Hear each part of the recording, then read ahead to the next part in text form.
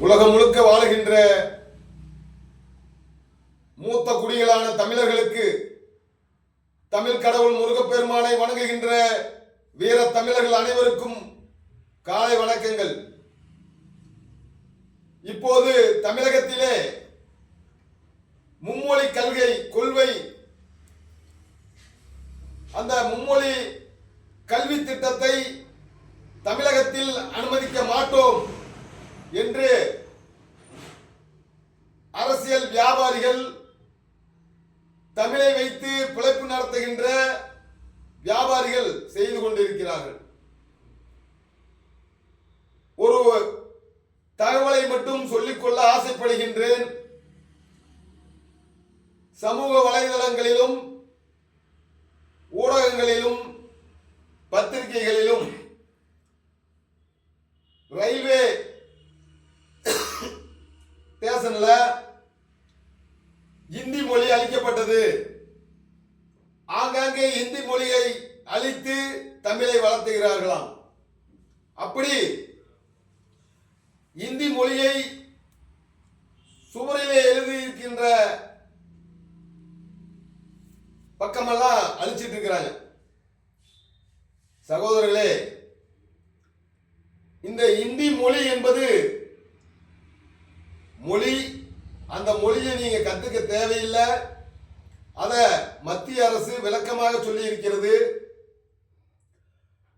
ஏழை குழந்தைகளினுடைய மாணவ மாணவிகள் அரசு பள்ளியில படிச்சுட்டு இருக்கிறீங்க, இந்தி கத்துக்கலாம், ஆங்கில வழி கல்வி கத்துக்கலாம், தமிழ் வழி கல்வி கத்துக்கலாம். அவர்களுக்கு நீங்க எந்த மொழி, மூன்றாவது மொழியா எந்த மொழி தேவையோ, கன்னடமோ மலையாளமோ போச்சுபூரியோ அல்லது பிரெஞ்சோ அல்லது தெலுங்கோ, நீ எந்த மொழி வேணாலும் கத்துக்கலாம். மூன்றாவது மொழியா நீ ஹிந்தி தான் கத்துக்கணுங்கிறது இல்லை. ஆனா தமிழ்நாட்டில் இருக்கக்கூடிய அரசியல்வாதிகளும் வியாபாரிகளும் இந்தி கத்துக்க முடியாது, இந்தி எங்களுக்கு வேண்டாம், இந்தி போடா என்று பிதற்றுகிறார்கள். 2006ஆம் ஆண்டு இந்தி கத்துக்காம மற்ற மொழிகள் கத்துக்காம இருந்தா என்ன பிரச்சனைங்கிறத கண்கூடாக ஒரு சம்பவத்தை சொல்றேன். 2006ஆம் ஆண்டு உத்தரப்பிரதேச மாநிலம் அலகாபாத்தில் இப்போ கும்பமேளா நடந்துட்டு இருக்கு. அது மாதிரி அப்போ 2006ல கும்பமேளா நடந்துட்டு இருக்கு. அப்பொழுது ராஜூராகிய நான் விஸ்வ இந்து பரிஷத்தினுடைய அகில உலக மாநாடு, எனக்கு தமிழ் மட்டும்தான் தெரியும். நல்லா தெரிஞ்சுங்க, நான் பூர்வகுடி தமிழன், விவசாய குடியிலே பிறந்தவன். எனக்கு தமிழை தவிர எதுவும் தெரியாது, உண்மை அதுதான். ஆனால் அப்பொழுது நான் சிறு வயதில் முழு நேர ஊழியராக விஸ்வ இந்து பரிஷத்தில் இருந்த காலகட்டத்தில் அந்த உத்தரப்பிரதேச மாநிலத்தில் கும்பமேளாவுக்காக பணி செய்வதற்கு அங்க மாநாட்டு பணிக்காக போயிருந்தேன். அங்க தமிழ் மட்டும் தெரிஞ்சுக்கிட்டு இன்னைக்கு சொல்றான், இந்திக்கார இந்தி தெரிஞ்சவ தமிழ்நாட்டில் ஐஸ் தானே விற்கிறான் அப்படின்னு. ஐஸ் மட்டும் இல்லடா, மொத்த தொழிலும் இந்தி தெரிஞ்சுக்கிட்டு தான் இருக்குது. அப்போ அந்த அலகாபாத் திரிவேணி சங்கமத்தில் தமிழ் மட்டும் தெரிஞ்சுக்கிட்டு எந்த வேலையும் செய்ய முடியல. எந்த பக்கம் திரும்பினாலும் இங்கிலீஷ் வேணுங்கிறான், ஹிந்தி வேணுங்கிறான், அல்லது கன்னடமா தெரியுன்னு, மலையாளமா தெரியுன்னு, ஏதாவது ஒரு மொழி. ஆனா எனக்கு தமிழ் மட்டும் தெரிஞ்சதுனால அந்த உத்தரப்பிரதேச மாநிலத்தில் எந்த பக்கமும் இங்கிலீஷியா இருக்கு, ஹிந்தியில் இருக்கு. அப்பதான் தெரிஞ்சுக்கிட்டேன். அந்த எங்களுக்கு வாகனம் ஓட்டுவதற்காக 1 மாத காலம் அந்த லோக்கல்ல இருக்கிற டிரைவரு நம்ம காரை ஓட்டிட்டு இருந்தார். அவன் சொன்னா, இந்தி தெரியாதா அப்படின்னா, இந்தி தெரியாதுன்னு. அவன் சொன்னான், இந்தி உங்களுக்கு தெரியலனா நீங்க எல்லாம் பாகிஸ்தான்காரன்னு சொல்றான் பாரு, இந்தி தெரியலனா அப்படி சொல்றான். ஆனா அதுக்கு பிறகு இந்தியினுடைய பெருமை, நீ இந்தி தெரிஞ்சுக்கிட்டா இந்தி மட்டுமே தெரிஞ்ச ஒரு பீகாரி நேத்து எங்க கிராமத்துல வந்து துணி விற்கிறான். உத்தரப்பிரதேசத்தை சேர்ந்த சகோதரன் இந்தி மட்டும்தான் தெரியுது, ஐஸ் விற்கிறான், குல்பி விற்கிறான், இந்தி மட்டும்தான் தெரியுது. டிவி ரேடியோ விற்கிறான், செல்லு கடை வச்சிருக்கிறான், துணி கடை வச்சிருக்கிறான், எல்லாம் இந்தி மட்டும்தான் தெரியுது. நம்ம தமிழ்நாட்டில் இந்தி மட்டும் தெரிஞ்ச பல கோடி பேர் வேலை செஞ்சுட்டு இருக்கிறான். அனைத்து கட்டட வேலையும் இந்தி தெரிஞ்சவன் தான் செய்கிறான், சமையல் வேலை இந்தி தெரிஞ்சவன் செய்கிறான், மளிகை கடை, ஹோட்டலு, சர்வரு எல்லா வேலையும் இந்தி தெரிஞ்சவன் தான் நடத்துறான். தமிழ் மட்டும் தெரிஞ்ச நாமோ டாஸ்மார்க்ல சாராயம் மட்டும்தான் குடிக்க போறோம். இது நமக்கு தமிழ் மட்டும்தான் தெரியும். நாம் எங்க போறோம்? அரசு மதுபான கடைக்கு தான் போறோம். 12 மணி எப்படா ஆகு அப்படின்னு 11:50 அங்க போய் நின்றுக்கிறோம். அதுல சட்டவிரோதமான பார் நடத்துறான், அதையும் நம்ம போய் அங்க வாங்கி குடிக்கிறோம். இப்படி இருக்கு. இதுல நான் கேட்கறது, தமிழகத்தினுடைய அரசியல் வியாபாரிகள் காலேஜ் நடத்துறான், ஸ்கூல் நடத்துறான், அந்த ஸ்கூல்ல மும்மொழி கொள்கை ஏற்றுக்கொள்ளப்படுகிறது. நீங்க பிரைவேட் ஸ்கூல்ல தமிழ்ல பேசுனா பையனுங்க, நீங்க ஹிந்தியில தான் பேசணும் அல்லது இங்கிலீஷ்ல தான் பேசணும், தமிழ்ல அங்க பேச முடியாது. நீங்க எந்த இங்கிலீஷ் பள்ளிக்கூடத்துலயுமே நீங்க தமிழ்ல போய் பேசிட்டீங்கன்னா வணக்கம் அப்படின்ட்டா உங்களுக்கு 500 ரூபாய் பையனுங்கிறான். அதனால இந்த அரசியல் வியாபாரிகள்லாம் இப்போ ரயில்வே ஸ்டேஷன்ல போய் அழிக்கிறான். அந்த ரயிலுங்கிறது காஷ்மீர் முதல் கன்னியாகுமரி வரைக்கும் வந்துட்டு இருக்கிற ரயில்.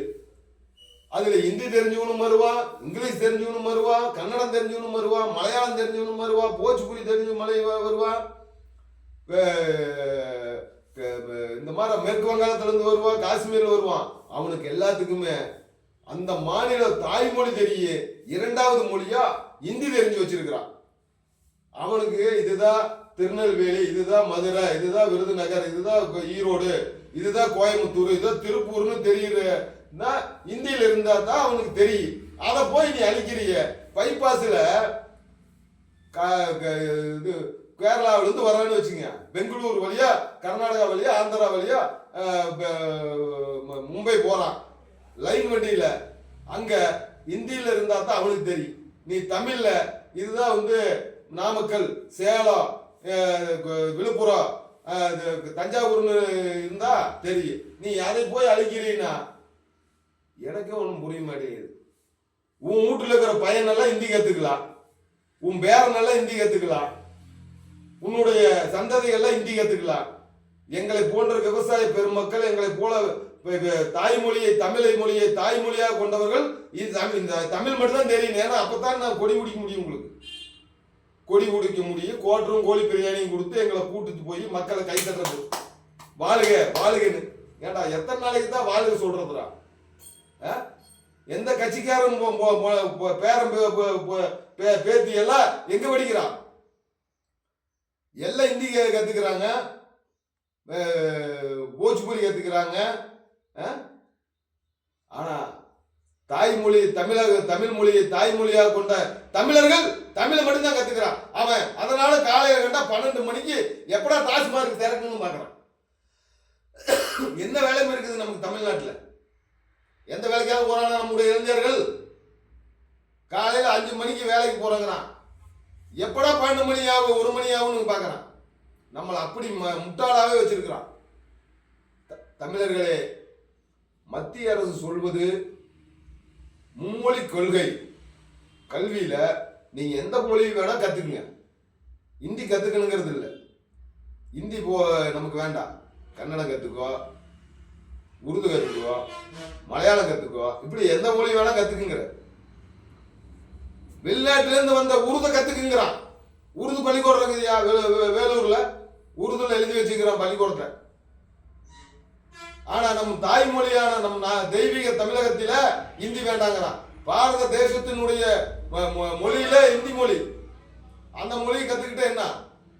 இந்த நீங்க ஒரு விஷயத்தை தெரிஞ்சுங்க, ஈரோடு, சேலம், நாமக்கல் இந்த மாவட்டத்தில் இருந்து 5 லட்சம் பேர் டெல்லியில் இருக்கிறான், 5 லட்சம் பேர் இருக்கிறான்.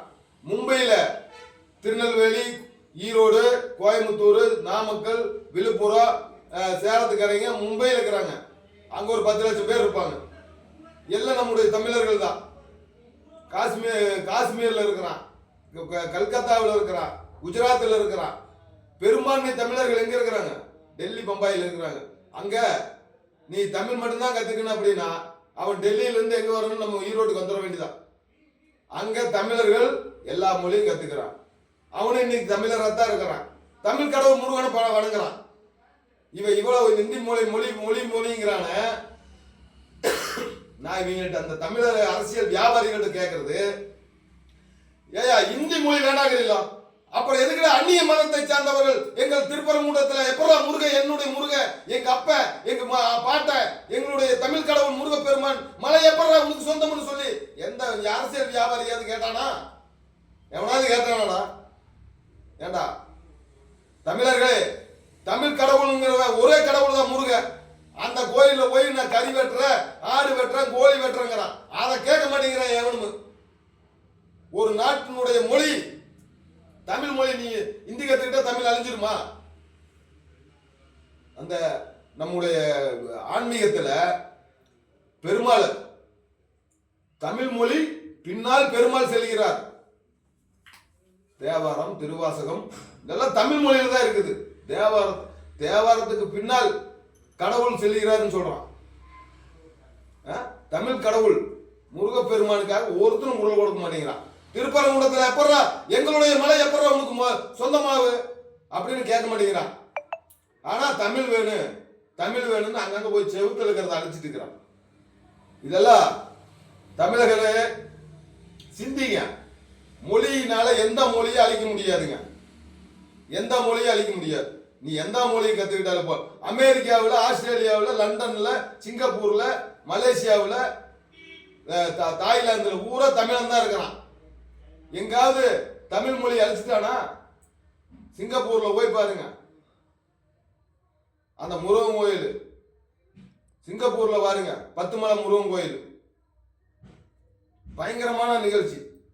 உலகம் முழுக்க தமிழை எப்படி கொண்டு சென்றானோ, உலகம் முழுக்க தமிழை எப்படி உயர்வாக கொண்டு சென்றானோ, அப்போது தமிழ் கடவுள் முருகனையும் கொண்டு சென்றான்.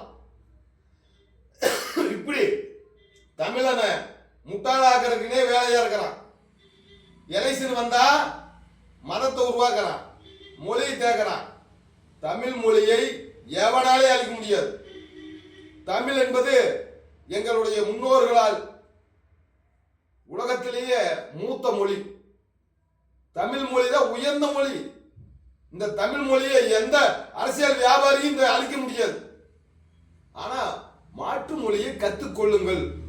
அது எந்த மொழி வேணா கத்துக்கோ. ஏன்னா தமிழக அரசு பள்ளிக்கூடத்தில் இன்னைக்கு நான் படிச்ச எஸ் கணபதி பள்ளிக்கூடத்தில் 500 பேருக்கு மேல இருப்போம். எவ்வளோ? 600-700 பேர் நாங்கள் படிச்சுட்டு இருந்தோம். 8வது வரைக்கும் அந்த பள்ளிக்கூடம், 8வது வரைக்கும் அந்த பள்ளிக்கூடத்தில் படிச்ச 500-600 பேர் இருப்போம். 9வதுக்கு அன்னூர்ல இருக்கிற அரசு பள்ளிக்கூடத்தில் படிச்ச 1500 பேர் இருப்போம். இன்னைக்கு எங்களுடைய எஸ் கணபதி கிராமத்தில் இருக்கிற அரசு பள்ளியில் எத்தனை பேர் இருக்கிறோம்? 117 பேர் தான் இருக்கிறோம். எத்தனை பேருங்க? 117 பேர்.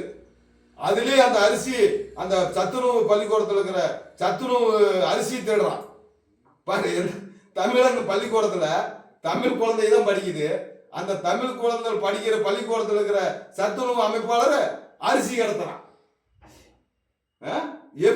எப்படி எல்லாம் இருக்குது பாருங்க. இந்த தமிழ் மொழியை பாதுகாக்கிறேன்னு சொல்ற அரசியல் வியாபாரியா சமண்டப்பூர் ஊராட்சியில் 500 வீடு வகுப்பாரியா? 500 வீடு, 500 வீடு வகுப்பாரியோ. 3 எம்எல்ஏ வீடே வகுப்பாரியத்தில் இருக்குது. ஊராட்சி மன்ற அலுவலகமே வகுப்பாரியத்தில் இருக்குது. அதை எவனும் கேட்க மாட்டேங்கிறான்.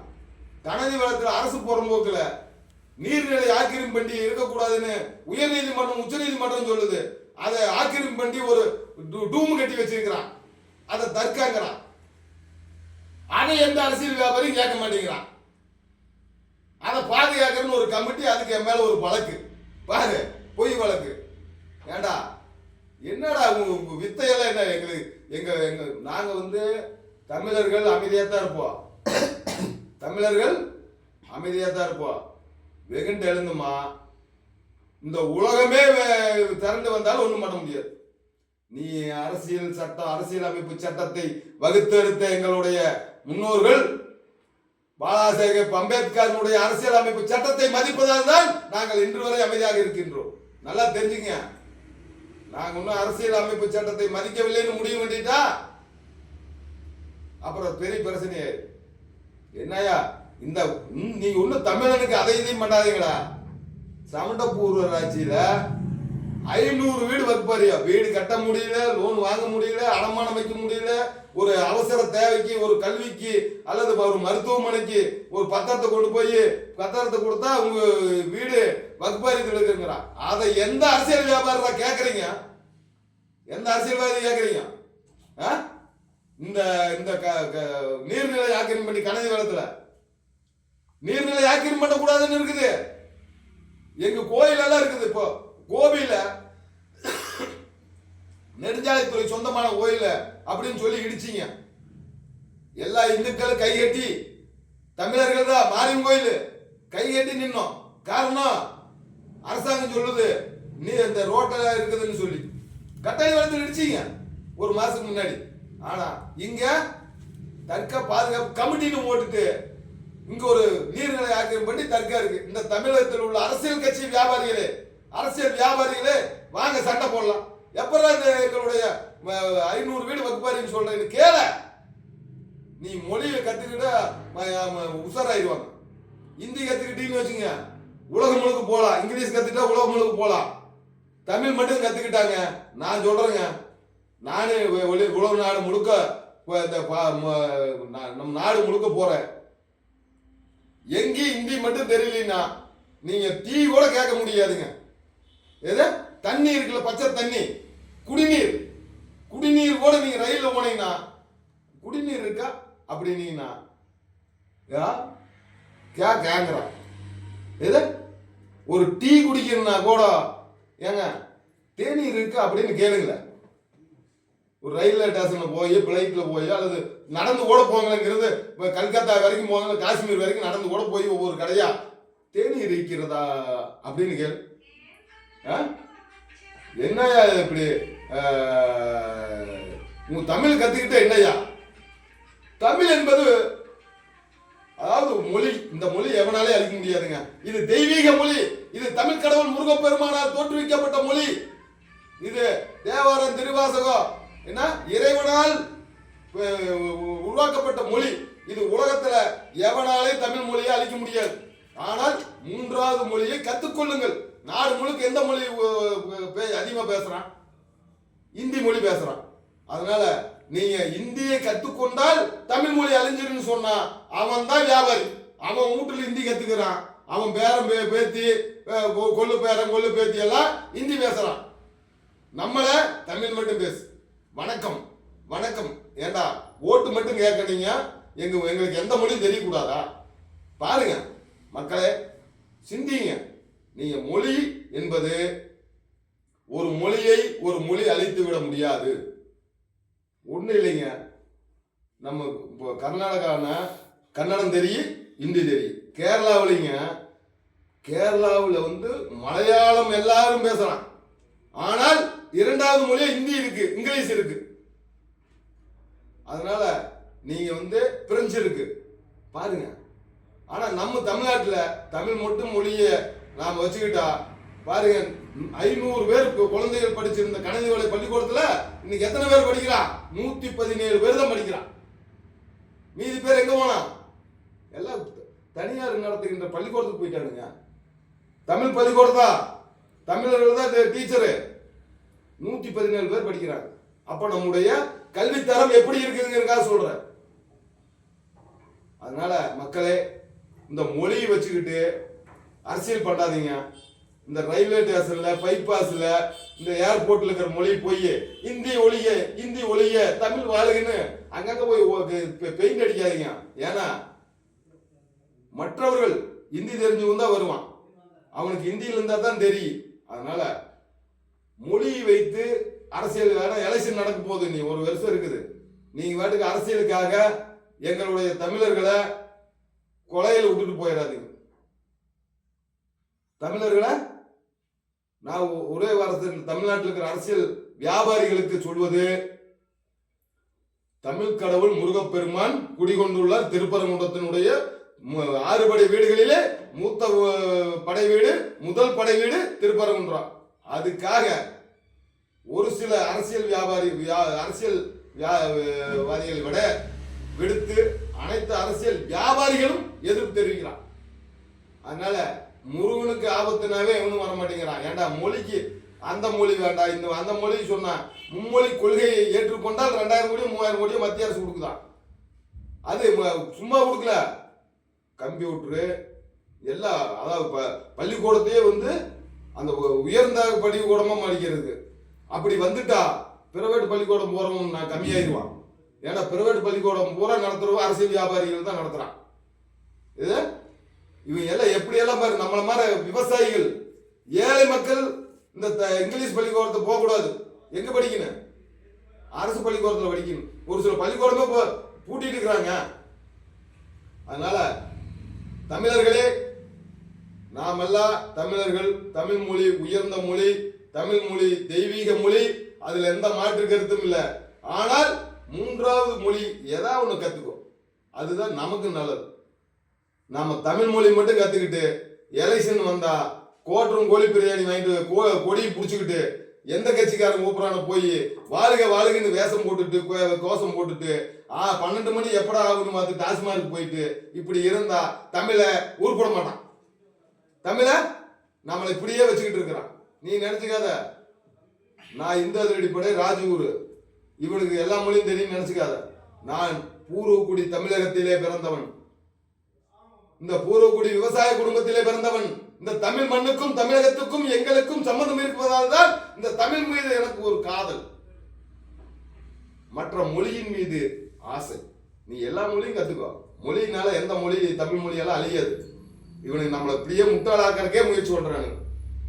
நமக்கு 200 ரூபாயும் 300 ரூபாயும் கொடுத்து கோட்டரும் கோழி பிரியாணியும் கொடுத்தே நம்ம வாழ்க்கையை முடிச்சிருவானுங்களா.